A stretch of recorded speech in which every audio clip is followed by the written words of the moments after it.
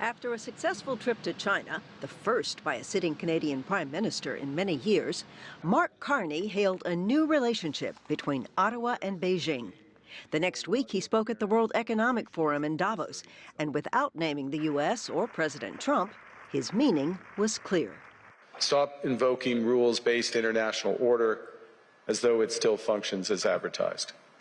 Call it what it is, a system of intensifying great power rivalry where the most powerful pursue their interests using economic integration as coercion. This seemed to irk the U.S. leader. Canada lives because of the United States. Remember that, Mark, the next time you make your statements.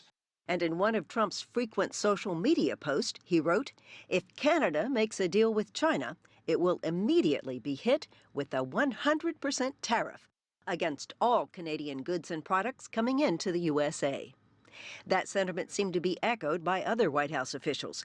Treasury Secretary Scott Bessent singled out Canada's easing of tariffs on Chinese electric vehicles in a warning against Ottawa signing a free trade deal with China.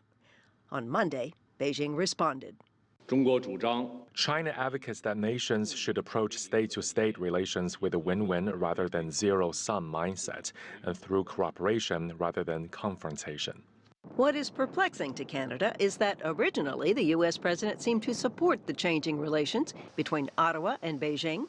But the warming ties and perhaps Carney's recent comments have now drawn the ire of the Trump administration as it prepares for negotiations to renew the U.S., Mexico, and Canada free trade agreement.